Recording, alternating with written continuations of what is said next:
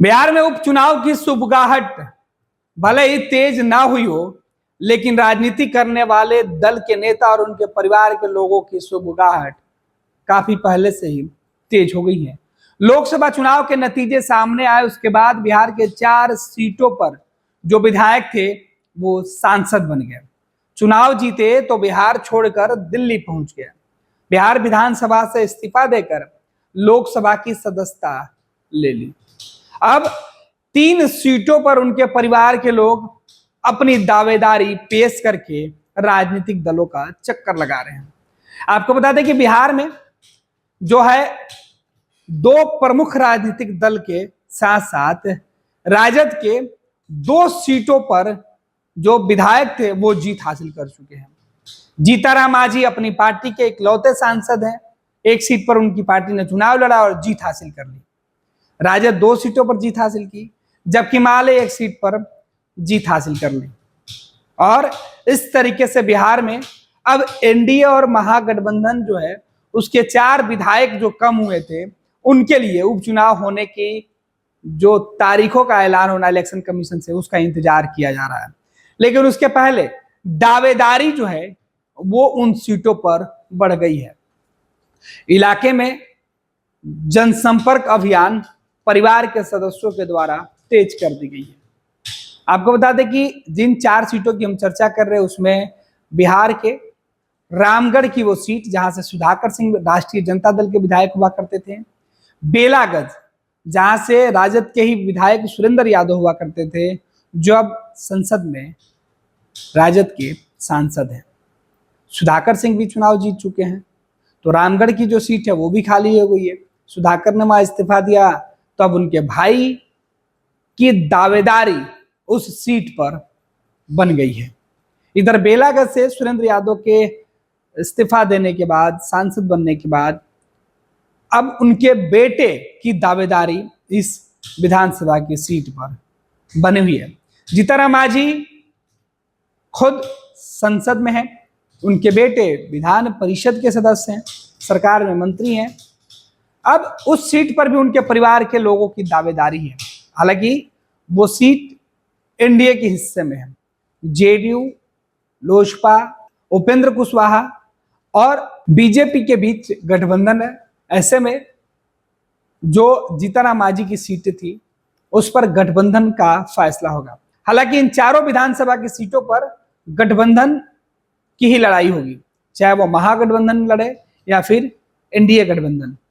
तरारी माले की सीट थी, लेकिन उस सीट पर इस बार कौन उम्मीदवार होंगे वो देखना दिलचस्प होगा, क्योंकि सबसे ज्यादा दिलचस्प नजारा तरारी सीटों पर ही, तरारी विधानसभा सीट पर ही है। क्योंकि इस सीट पे निर्दलीय जो थे वो ताल ठोक चुके हैं। कई दफे के विधायक रहे, सीधे तौर पर सुनील पांडे इस बीच फिर से मैदान में आ सकते हैं। 2020 के चुनाव में जो दूसरे और तीसरे नंबर के दावेदार थे उनकी दावेदारी इन सीटों पर ज्यादा दिखाई पड़ रही है। आपको बता दें, तरारी, बेलागंज, इमामगंज और रामगढ़ के इन चारों विधानसभा सीटों पर उपचुनाव होने हैं। हालांकि आयोग की अधिसूचना अब तक जारी नहीं हुई है, लेकिन 2020 के विधानसभा चुनाव में जिस तरीके से रामगढ़ और बेलागंज में राजद की जीत हुई थी, तरारी से भाकपा माले और इमामगंज की सीट हिंदुस्तानी अवाम मोर्चा के हिस्से में आई थी।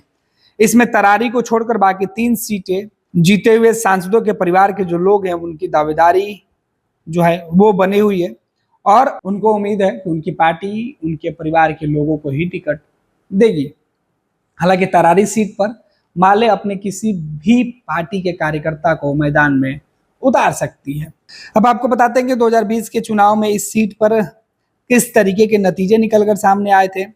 आपको बता दें कि रामगढ़ की जो सीट है वहां से बीजेपी के जो कैंडिडेट थे वो तीसरे नंबर पर चले गए थे, जबकि वहां पर बसपा के जो उम्मीदवार थे वो दूसरे नंबर पर थे।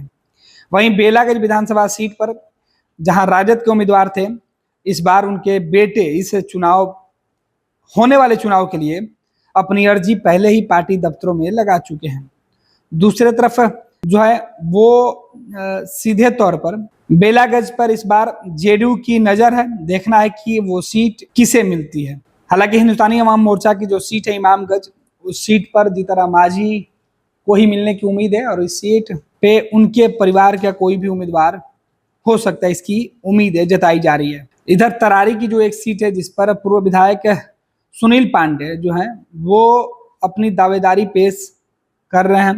हालांकि अभी से इस सीट को लेकर सबसे दिलचस्प नज़ारा है कि बीजेपी के जो वहाँ उम्मीदवार थे जो दूसरे और तीसरे नंबर पे रहे हैं वो भी उस इलाके में जनसंपर्क अभियान चला रहे हैं। तो बिहार के 4 विधानसभा की सीटों पर अब परिवार के साथ साथ पिछड़े हुए उम्मीदवारों की भी नजर टिकी हुई है। 26 वर्षों में 17,000 से अधिक डॉक्टर बना चुका बिहार एवं झारखंड के छात्रों एवं अभिभावकों के बीच सर्वाधिक विश्वसनीय एवं लोकप्रिय संस्थान गोल, नेशंस लीडिंग इंस्टीट्यूट। हमारा विश्वास गोल के साथ।